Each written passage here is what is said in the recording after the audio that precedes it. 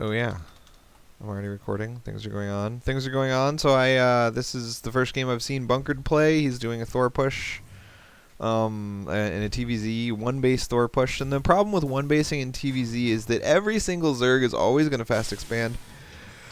And that means that by about 7 minutes, he's going to have an income that's so high that there's no possible way you can compete on one base. So your goal is to kill him within about 2 minutes of that mark. So if you haven't killed him by 9 minutes or put him way behind by 9 minutes, you're doomed. And that's the big vulnerability of one base play. So the Thor push is it's one of the many very viable ways to one base in TVZ.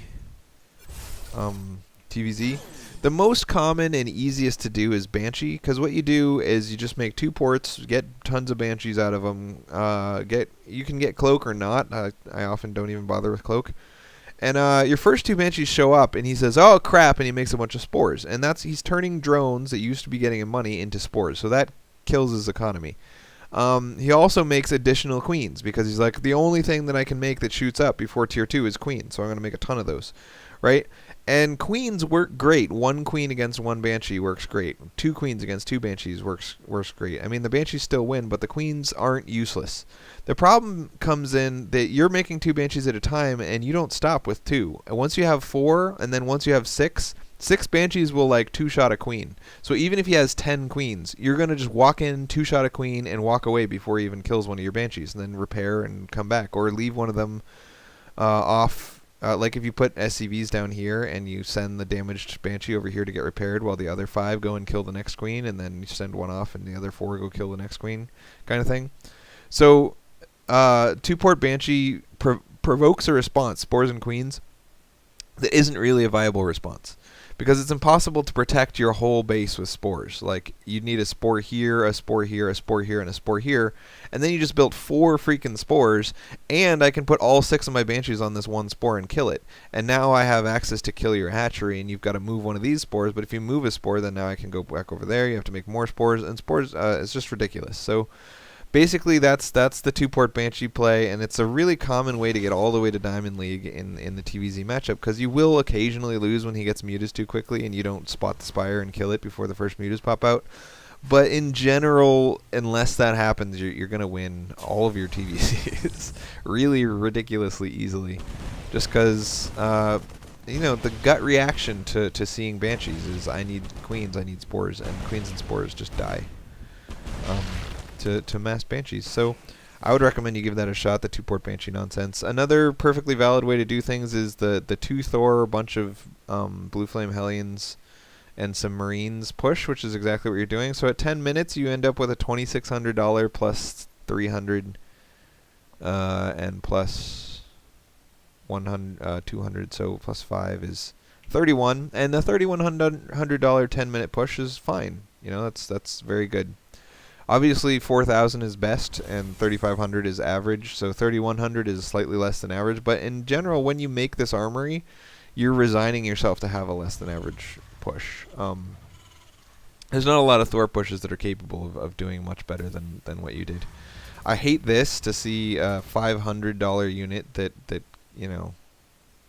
queued up. That's so sad. Not enough supply depots.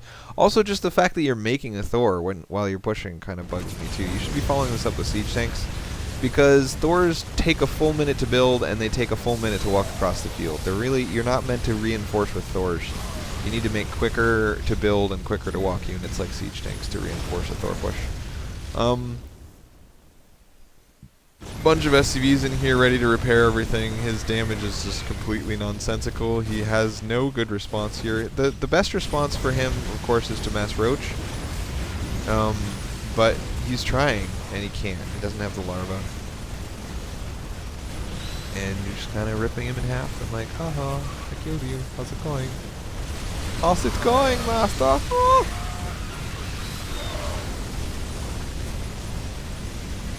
So, yeah, some games will go like that, and other games will go like, oh crap, I lost a Thor, and now 1/2 of my reasonable units are dead. So you did it well, it's a reasonable thing to do, and it won. Not a lot more I can say about that. One thing to really pay attention to with Thor pushes is that because Thors take a full minute to build and they take exactly as much gas per minute as you can mine off of one base, the earlier you start the first Thor, the earlier you'll start the second Thor, and the earlier you'll start the third Thor, and so on and so forth. So it's really important to get that first Thor as quick as possible. So I believe that we're talking about 3-minute and 30-second factory unless you go gas first, and I doubt you went gas first. So this first factory was like it was only 10 seconds late. And then getting the armory started, the second factory is done, is pretty important. And bloop. Nope. Nope. Nope. Nope. Nope.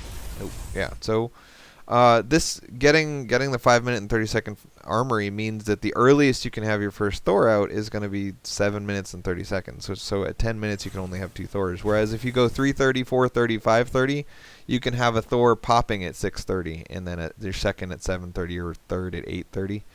And then you start to push across the field at 8:30 with 3 Thors, and you kind of arrive at 10 minutes or so, and with the 3 Thor push instead of this push. But that cuts into your Banshees and your Marines, and I think it's kind of you're kind of wisely emphasizing Marines and Blue Flame Hellions because, again, Thors aren't really like a powerhouse of damage. Their primary benefit is their ability to tank stuff, and I like that you got the 1 armor upgrade and stuff. So it wasn't super cleanly done. You could have had slightly more Thors, or you could have had slightly more of other things. Your gas shouldn't be piling up in a Thor build because Thors use all your gas.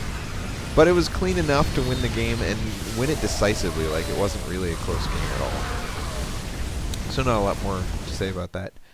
I think everyone kind of understands how to make a build cleaner. If you wanted to make this build cleaner, there's a lot of room for improvement. But it was good enough, man. It was good enough. Man.